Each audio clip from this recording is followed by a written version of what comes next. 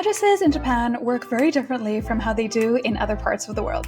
If you're traveling Japan and looking for a specific place, or you're trying to send a letter or package to Japan, this video should answer all the questions that you might have. I myself didn't fully understand how addresses work in Japan until I moved there as an adult, so I'm excited to share this information with you. We'll start off with some background information, learn some key vocabulary, and then look at some example addresses. Welcome back to another video. My name is Sachi and I am a Japanese language teacher and translator. I have two online courses, Japanese Phonetics 101 and Japanese for Flight Attendants. I also translate Japanese family registries or koseki for anyone with Japanese ancestry. Check the description below for free resources and more information if you're curious. 皆さんこんにちは。心コミュニケーションズのサチです。今回は日本の住所や自治体について英語で説明します。Let's start off with a bit of background information. In Japan, addresses are written from the largest area to the smallest area, which is the opposite order compared to some other parts of the world like Canada or the US, for example. Only major roads have names, so instead of using street names for addresses, we use geographic areas. Houses and other buildings used to be numbered in the order that they were built, so in some areas, the numbering may still look a little bit random.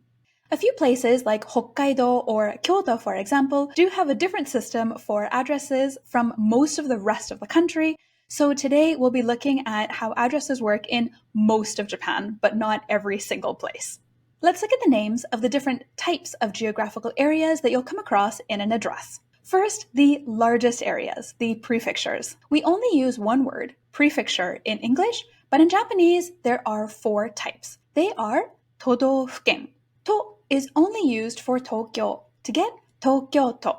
Do is only used for Hokkaido. Fu is only used for Osaka-fu and Kyoto-fu. And ken is used for all remaining prefectures, including Aomori-ken, Tottori-ken, and Oita-ken. Some regions have cities or municipalities which are called shi, and they are the next largest area. Within bigger cities, we have wards or ku. Within these ku are smaller areas which almost always have numbered districts referred to as their number and chome. Smaller cities will not have ku, they'll probably have a machi or cho instead, and both readings work for this kanji. As to which reading is correct for which place, you'll probably just have to memorize it. After that, you'll have the block code or ban, and then the building number go, and then when relevant, the room number or go-shitsu. Sometimes cho, ban, go, and go-shitsu aren't clarified, so you may see a string of numbers connected with a hyphen. These hyphens are read no. Let's look at the address for the Tokyo Central Post Office as an example. In Japanese, the address looks like this, and it's read Tokyoto Chiyoda-ku Marunouchi 2丁目7番2号.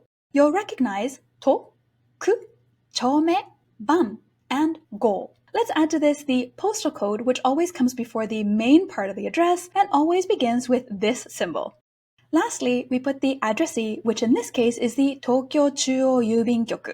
After the addressee's name, we always put sama for formality, just like you might add Mr. or Ms. when writing an address in English. This Japanese address could be written in two different ways in English.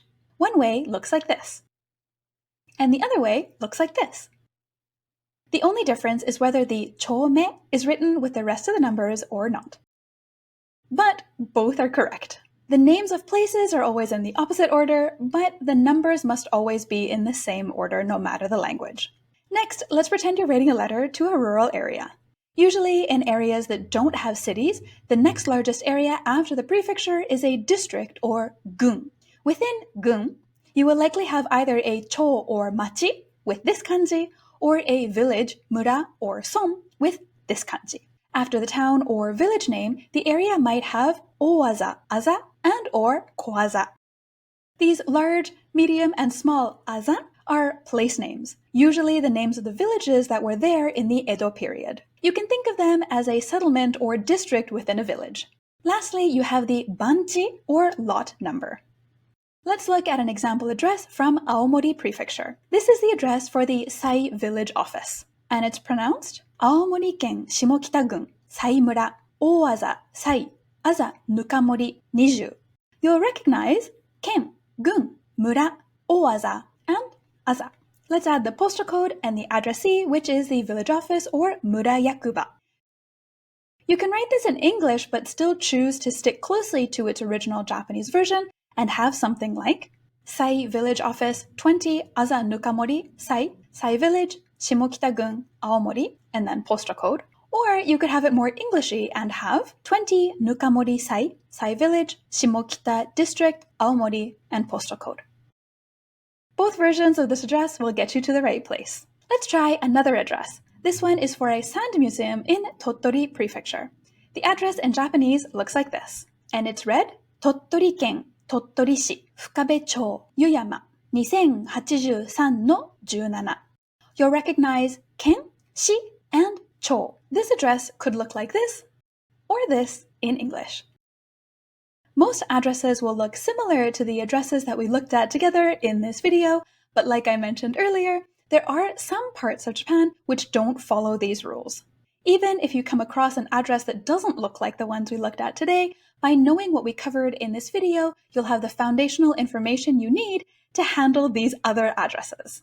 The key to remember is that the largest geographical areas are listed first, and they'll get smaller and smaller until you reach the end of the address, which should be the building or room number. The postal code is written before and above the address with this symbol, and the addressee is written last, usually in a larger font with sama at the end. Don't forget that whether you write an address in Japanese or in English, the string of numbers should always be in the same order. And with that, you're all set. Navigate the country or send letters and packages easily with this newfound knowledge of how addresses work. Speaking of addresses and packages, if you have Japanese ancestry and you'd like to learn more about your family history through koseki or Japanese family registry documents, I can help you request those documents and translate them for you. If you're not sure of what a koseki is or how they work, download my free PDF, which you'll see linked below. While you're in the description, you can also learn about my pronunciation and pitch accent course, Japanese Phonetics 101, and my occupation-specific course, Japanese for Flight Attendants, which equips you with the language skills you need to get certified in Japanese with your airline. Thank you for watching this video until the end. Please like the video and subscribe to the channel if you enjoyed it. And as always, consider leaving a comment as well. I love hearing from you. では、最後までご視聴いただきありがとうございました。また次回お会いしましょう。See you next time!